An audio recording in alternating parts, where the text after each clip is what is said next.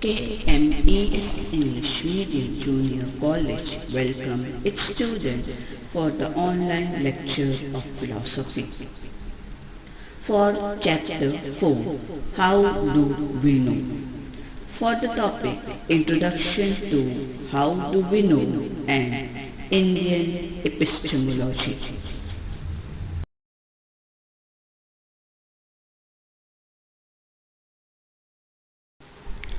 Students, in today's lecture, we are going to study Chapter 4, How Do We Know? Chapter 4 consists of following subtopics: Introduction, Indian Epistemology, Western Epistemology, and the Scientific Perspective.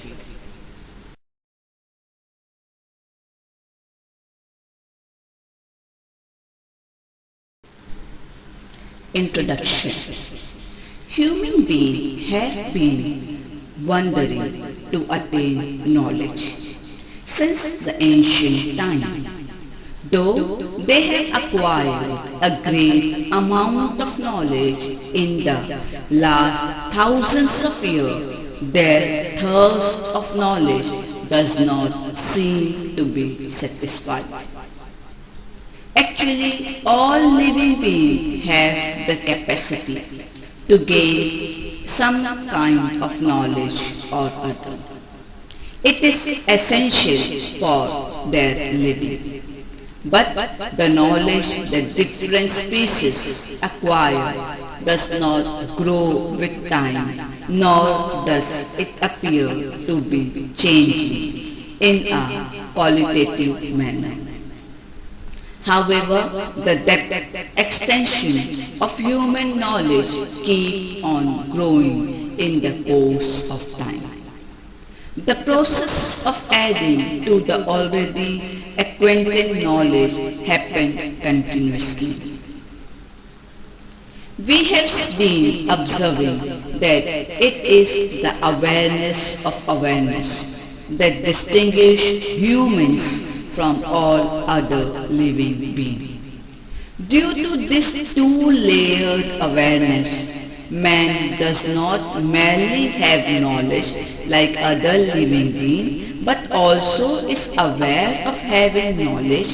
That is why the concept of knowledge itself can become an object of the knowledge for him. So, the concept of knowledge is the object of knowledge for human beings. We experience that pets such as dog and cat have an intensive as well as experience-based knowledge of where to find a stray or which place is dangerous for them. But do they ever face questions such as, how do I know this knowledge? What do I need to do in order to make this knowledge more? This does not seem to be in the case of cats and dogs. But human beings, however, have been raising these and many such questions from last hundreds of years. The branch of philosophy called epistemology study many such questions critically in detail. What is knowledge? What is the difference between knowledge on one hand and the other related concepts such as opinion, conviction, belief, information on the other? What are the sources or means of knowledge? How can knowledge be justified? What is true? In this lesson, we will get acquainted with the way in which many such questions has been considered in both Indian and Western philosophy. Indian epistemology. We do not use the word knowledge in a clear and detailed way in our daily life. We use the term to refer to our opinion, firm and strong and belief also. We use that word even to denote whatever has been introduced to us, whatever we are used with or whatever we think to understand. From the way of saying, that is perspectives of philosophy, the usage of the word is not always appropriate, because there is a difference between thinking what we have knowledge and actually having knowledge. What we think we understand need not be true. If it is not true, it will not be correct to call it knowledge. Philosophy is interested in the knowledge that qualifies the test of truth. It is the means and the type of such knowledge that philosophy wants to study. Prama. Prama is a word that is used in Indian philosophy for this kind of knowledge that qualifies the test of truth. The word Gyan, knowledge, is used for whatever we comprehend or understand.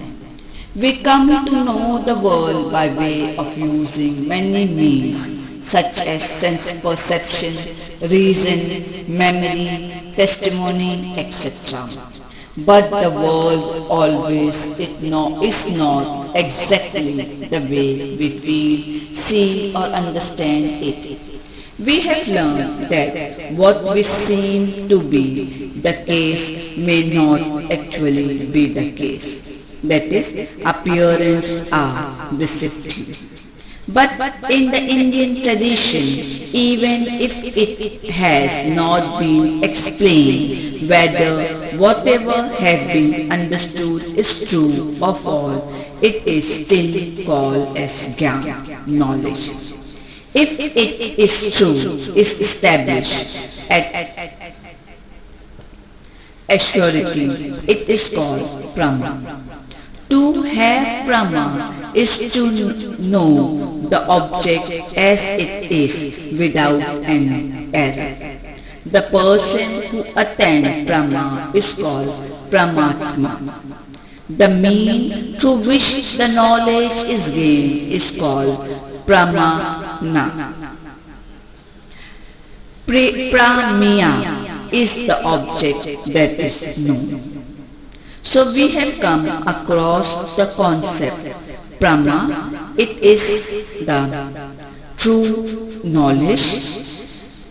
Then Paramatma is the person who attains this knowledge. Then Pramana, that is the mean through which knowledge is gained. And Pramya, that is the object that is known. On the basis of the initial discussion regarding the difference between the human being and non-human being, it can be said that all the living beings other than human also have knowledge in the sense of Gyan, but they perceive through senses. But only human being can assess whether the knowledge gained is correct or incorrect, that is true or false. That means only human being can attain Brahma. All the living beings can be called knower, Vyata. But only human being can be called as Paramatma. Human can acquire Brahma on the basis of their organic, intellectual and linguistic ability by the way of using various means or pramanas such as sense perception, inference, testimony, etc. Pramana. The consideration of pramanas is at the center of the epistemology in Indian tradition. The objective of attaining Brahma cannot be achieved unless appropriate means of knowledge are used. That is why in the Indian tradition one finds an in-depth analysis of questions such as what are the means through which Brahma can be attained, what is the nature of such means, what is the numbers of such means, etc. The concept of pramana is much deeper than it appears. Prama is a mean to attain Brahma, is one of the meaning of the term Brahma. In addition, there are at least two more meanings that the term has. According to one of these meanings, Pramana is a kind or type of Brahma. This sense of the concept of Pramana is accepted by the Buddha and Jain Darshana. According to them, we cannot differentiate between the means of knowledge and their product in the process of knowledge acquired. Instead, if we classify the knowledge that we gain on the basis of difference in the nature of instant of knowledge, we would more clearly understand what knowledge is. The type of knowledge of Brahma that we get through such classification are called Brahmanas. The Jain and Buddha Darshana tend to believe that the Brahmana accepted by the Indian tradition such as perception, inference, testimony are not only mean of Brahma but also type of Brahma. The third sense of the term Pramana is evidence of proof, justification or the assurance of authenticity of knowledge. Even in our ordinary conversation in Marathi, when we ask question, what is the Pramana for your argument, we are trying to understand what is the evidence. We want to know whether it is true or false. This basic meaning of the term Pramana is connected to both the meanings stated above. When we say that Pramana is an instrument of Brahma, it means a reliable or an authentic instrument with the help of which Brahma can be attained. When we say that Brahma is a type of Pramana, it means it is a type of reliable and authentic knowledge. Nyaya Darshana's view of Pramana. Nyaya Darshana has a very important place in India. Understanding of Pramana. The concepts such as Gyan, Prama, Aprama, Pramana, etc. were very systematically put forward initially by the Nyaya philosopher. Let us understand the Nyaya's philosopher view about Pramana. According to Nyaya's view, knowledge illuminates the object of knowledge in the manner in which a lamp illuminates objects in the world. At a gross level, knowledge is divided into two types, experience or presentative cognition, anubhav, and memory or representative cognition, smriti. We have a direct awareness or understanding of the object in experience, while understanding through memory is in the form of remembering the experience. Both these types of knowledge are further classified into yatharth, true and valid, and ayatharth, enormous knowledge, which is presentative and valid, is called Brahma. Non-valid representative knowledge is called Aprama.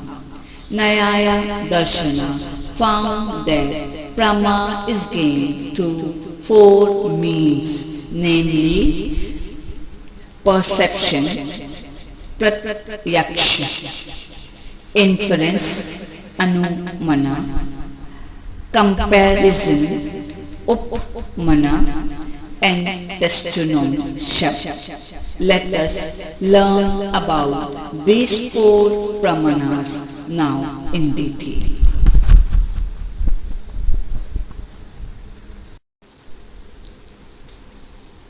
Perception, pratyaksha.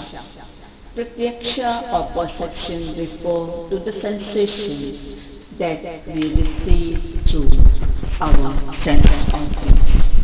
We receive the sensation of color, sound, taste, smell and touch, respectively through the five sense organs, namely eyes, ear, nose, tongue and skin. We also perceive the sensation of pleasure and pain through the mind. This is called perception. Of all the pramanas, this is the primarily important pramana, which is accepted by all darshanas. As per one of the definitions that Nyaya Darshana offer, pratyaksha jnana is a determinate, non-enormous and true knowledge attained through the contact between sense organ and the object. Nyaya Darshana believe that the soul is the knower, who gets knowledge through the change consisting of the object, the sense organ, the mind. We get the sensation of perceptible objects and their characteristics like color, appearance, texture, taste, smell, etc. through specific sense organ. It is necessary to be attentive to or be aware of the object that we want to know directly. There can be no knowledge in our mind does not pay attention to the object. For example, when we study with full concentration, though we hear certain sounds that fall on our ear, we cannot understand them because we are not paying attention to them. That is, a contact between the ear and the sound takes place, but our mind is elsewhere. It is not connected with the ear in the real sense. Thus, it is the function of the mind to pay attention to the specific object of knowledge. Knowledge through sense experience is a matter of common experience for us. Nyaya Darshana has systematically classified pratyaksha pranama in its in-depth exposition of the same. The main classification of perception is made on two types, namely ordinary, laukika, and extraordinary, alaukika. Ordinary perception consists of all the knowledge of objects that we attain through five sense organs and the mind. The knowledge of the objects that do not fall within the range of experience of the sense organs is gained by the way of extraordinary means. That is why it is called extraordinary perception. Ordinary perception is further classified into external and inner or mental perception. External perception is the perception through eyes, nose, ears, skin and touch. While the knowledge attained by the mind is inner perception. The mind, according to Nyaya, is an internal organ. We get the knowledge of pleasure, pain, attachment, etc. through this inner organ. Extraordinary perception is divided into Samanya Lakshana, Pratyakshati, Jnana Lakshana, Patyashati, and Yoga Jaga Lakshana, Patyashati, an attribute that is commonly present in many objects of the same time, is called a commonality or a universal, Samanya. Nyaya Darshana believe that when we experience a flower, we do not merely know that particular flower, but also the universal flowerness. Through this universal, we acquire a universal knowledge of flower in the form, I know what the flower is. Nyaya Darshana believe that this knowledge is attained through Samanya Lakshana. Similarly, when we see the half-ripened tamarind, we know that it would taste sweet or sour without actually tasting it. We of course cannot come to know that the taste of anything using our eye. Yet we have such knowledge due to Jnana Lakshana. In a like manner, it is believed that a yogi has the knowledge of the past, the present and the future. Obviously, it is not possible to have this knowledge by a way of sense experience. It is said that the yogi has this knowledge through Yagya Lakshan Patyakshati.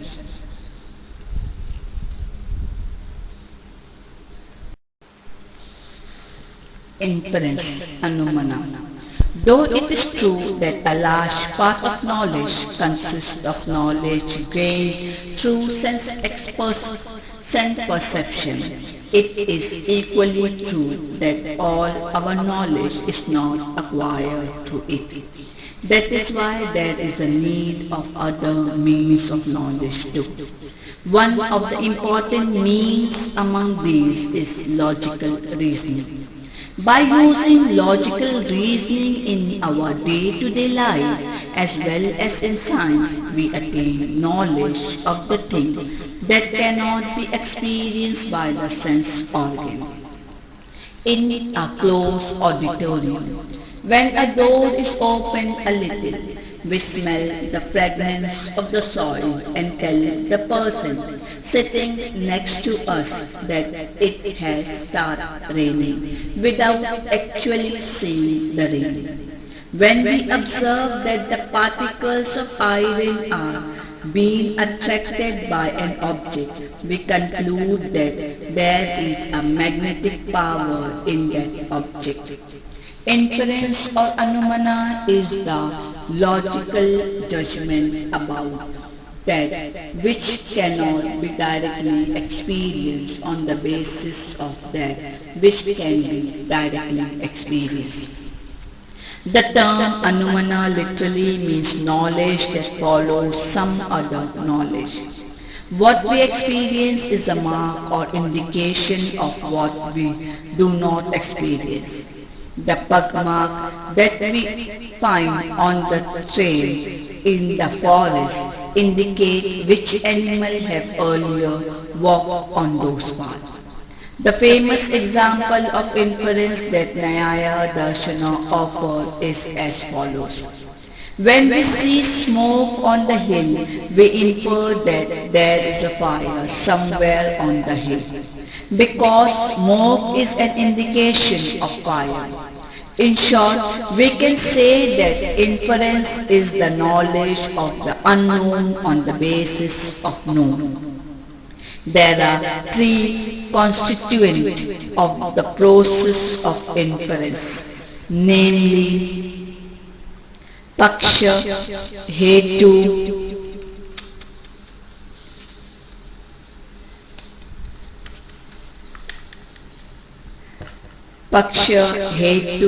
Sadhya. That which we infer or reason about is called as sadhya. The place or site with reference to which we derive the existence of the sadhya is called paksha. That on the basis of which we prove the existence of sadhya is called hetu. Hetu is the link that connects the paksha and the sadhya. In the example above, the he is the paksha, where there is smoke, which is the hetu. We prove the existence of fire on the basis of the hetu, smoke. Fire is the sadhya in this example.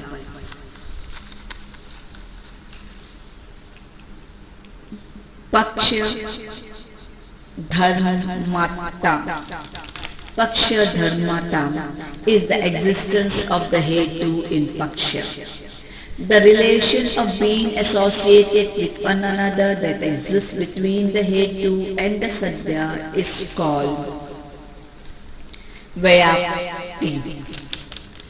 We will not be able to inference the existence of sadhya from the existence of hetu. If the hetu is not always associated with sadhya, smoke is generated through fire. Smoke cannot exist without fire. There is a relation of universal Vyapi between the smoke and the fire. Wherever there is smoke, there is a fire, is the statement indicating the Vyapi relation. If you mindfully consider the process of inference, you will realize that it is a complicated process. It begins with knowing through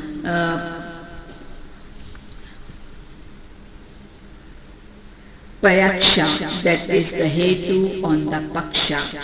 When we remember the relation of Vyapi between the hetu and the sadhya that we have experienced or known previously, we infer the existence of sadhya on the basis of actual experience, paksha dharmata, and the memory of the Vyapi, relation between the hetu and the sadhya.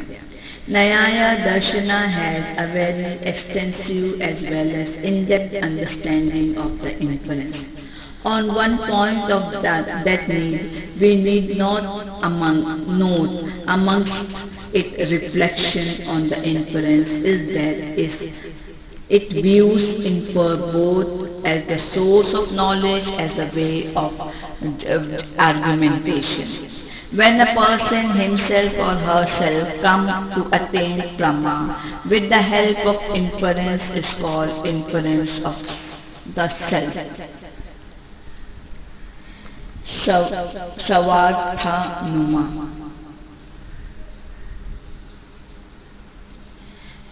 Here inference is obviously a source of knowledge. We also use inference as an argument in order to prove our conclusion to the other person. This type of inference is called inference for the sake of other. That is Prayartha Numana.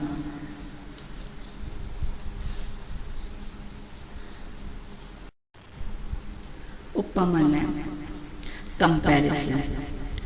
Upamana, pramana, refer to the knowledge gained with the help of resemblance. We use upamana, pramana when we come to know a news, that is previously unknown object on the basis of the way we resemble some other already knowing object. What is important here is not the number of aspects that resemble each other, but whether the existing resemblance is significant or not. Upmiti, that is the knowledge attained through Upmana, is based on comparison. According to Nyaya, understanding Upmana is a comparison between the term or a word and the object that it refers to. Do you remember the description of the giant squirrel? When a person who knows that a giant squirrel is an animal which is like a squirrel but is bigger than squirrel, see the giant squirrel for the first time, that person will know that the animal being perceived is a giant squirrel. What that person will have this knowledge through the coming together of various factors such as description of a giant squirrel by a knowledgeable person. The animal perceived, recollection of that description and the comparison based on all this. It is not possible to have such knowledge merely on the basis of perception or memory. That is why Nyaya Darshana consider Upmanya as an independent paramana.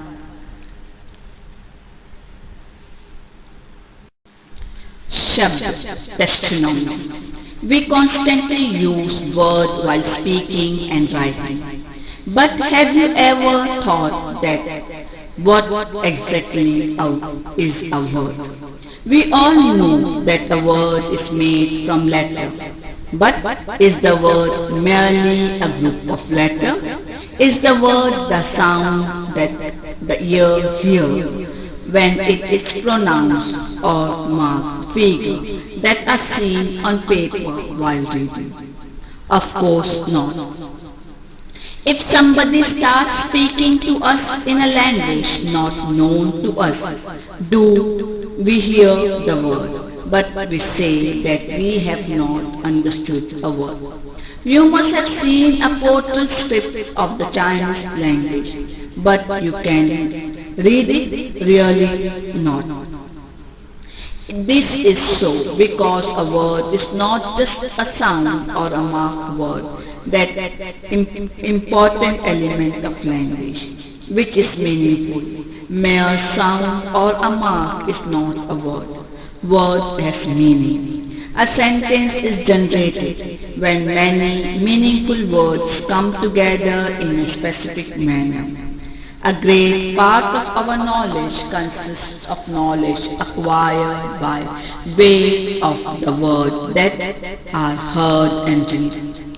However, it must be remembered that we do not attain Brahma through every sentence that we have heard or read. We have already seen that the Brahma is the true knowledge. Obviously, if the word that presents falsehood to us cannot be called Brahmana, that is means of Brahma. It is for this reason that Nyaya Darshana has pronounced that Shabd is the statement of an apta. The word apta here does not mean a relative as it ordinarily means in Marathi or Hindi, but it means a reliable person. Apta is a person who is knowledgeable and trustworthy.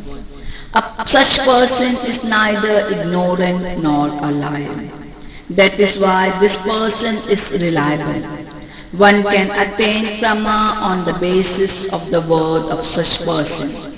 In this era of the tremendous influence of media, especially social media, it is extremely important to remember the definition of the term apta. It is necessary to check whether whatever reaches to us through the media is trustworthy or not.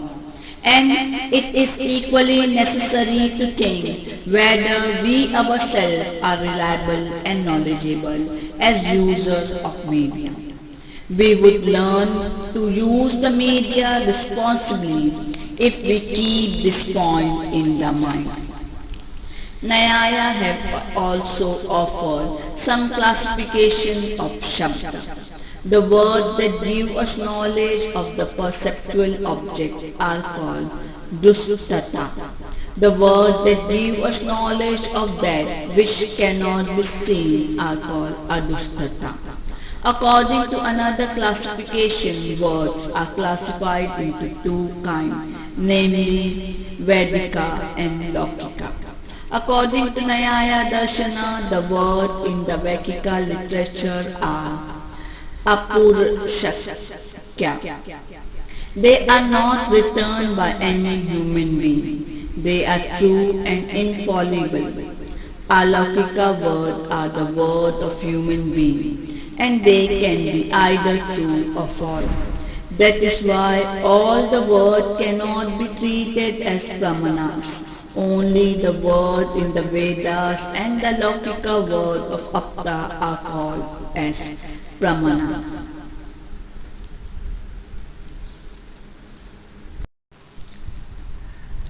Different darshanas accepted different number of pramanas. There are two more pramanas that Mimamsa Darshana has accepted apart from the four pramanas given by Nyaya Darshana. These two pramanas are postulation and non-perception. Postulation. Sometimes there is an inconsistency between two known things. For example, we may have never seen one of our friends studying during the entire day. We think that she is going to score very low marks in the exam. Actually, she gets a very good mark. There is apparently an inconsistency between not studying and scoring high marks. But this apparent inconsistency can be explained by saying that she must have studied regularly in the night. After knowing this, the inconsistency is removed. The knowledge that we attain by the way of removing the inconsistency between two known things, thus is the way of arthapati as a means of knowledge, that is postulation. Coming to the next pramana, non-perception. All the pramanas seen so far give us the knowledge of the existing thing or about the existence of certain thing. However, the pramanas known as anupallabadi give us the knowledge of the non-existence or the absence of some object. For example, when we go in the college canteen to meet a friend, but after reaching there realize that he is not there. If he would have been there, we would have seen him. But we cannot see his not being or his absence. Yet we know it because of the pramanas known as anupallabadi. The discussion of the pramanas is at the center of Indian epistemology. Considering the fact that pramya can be known through pramanas, it is important to reflect about pramanas even in order to know that the universe consists of. We can see here the interrelation between the epistemology and the metaphysics. We find that there is interdependence between how many and which pramana is a particular darshana accepts and its metaphysical position.